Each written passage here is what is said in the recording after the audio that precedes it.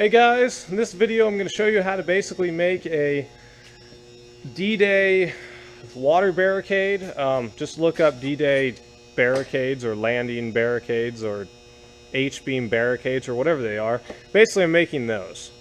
And I'm making a bunch of props and set pieces that will be used in an upcoming film project, and you will find out what that is later, soon, within 2 months or 3 or 6. Whenever it's done, basically.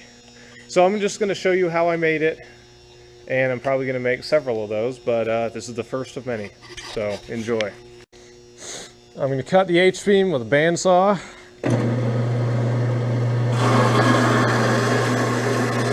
Just mark the centers because that's where they're going to be crossing each other. Basically the goal here is to make a three-way X.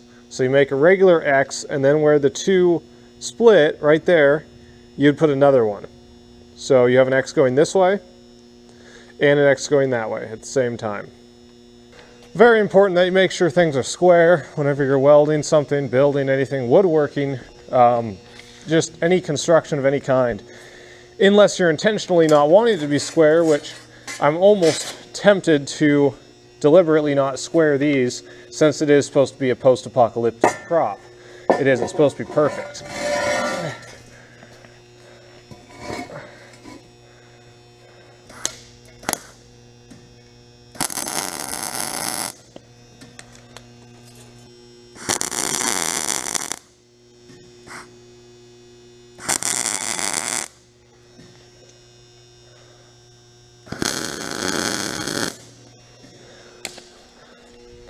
I do a lot of tacking without my hood on. As long as you don't look at it, you're good. So just figure out where you are and then close your eyes or just turn your head.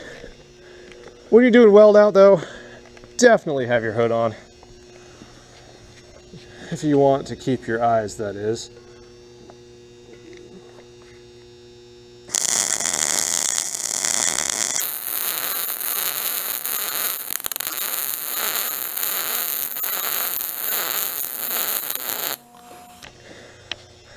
You may be noticing that I'm not using my typical welder at my usual table. That's because my welder is in the back side of the shop working on a trailer job. My welder is working on a trailer job. Okay, my welder is not sentient. However, it is inaccessible at the moment because it's back and I've been working on a big trailer job for the past week. So anyway, that's why.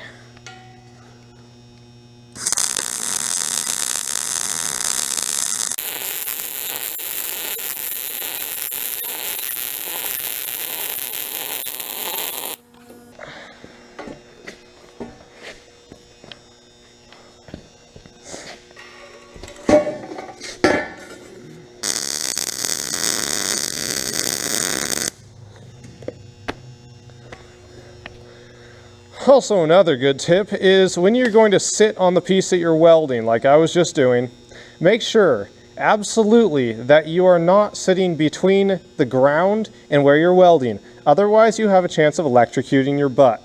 I have done that about 2 times, especially if there's holes in your pants, then you have a bigger, way bigger chance. Or if the surface is wet. It is not as fun as it sounds. Something like this, where you need the big piece to stay up, but you need to get it square still, tack it in one spot that you can still flex it and move it around if you need to, and have a pivot on that spot. So for instance, if I knew that I needed to pivot it down that way, I wouldn't tack it on that end, because then I tried to bend it down, it would hit there. Here, I can pivot it a little bit each direction.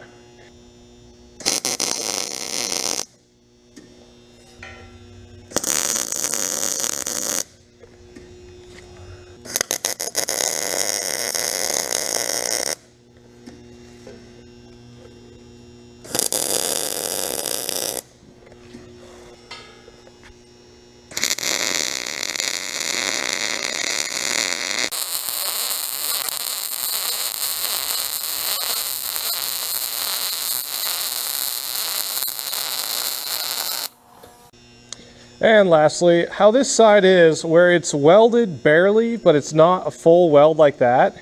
Take something like this and lay it in and weld it there and there, and then on the other side. That way, since there's no wall there to weld on, it's still just as strong as the other side, if not stronger. And these, I just rough cut them because it's supposed to just be a prop for a post-apocalyptic scenario, so it can be rough.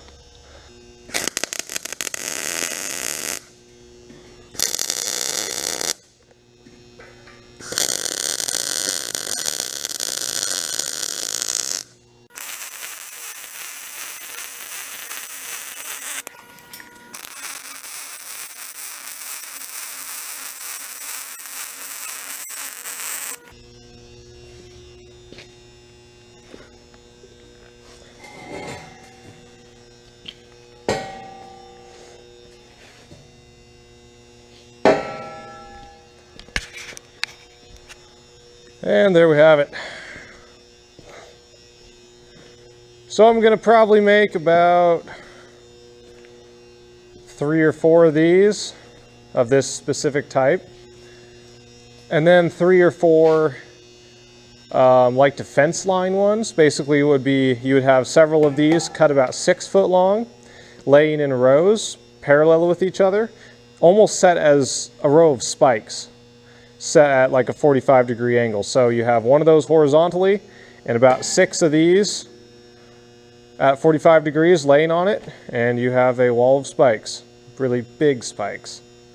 It's basically a battalion defense line. So begins the lots and lots and lots of set pieces that I need to build. You'll find out what for later.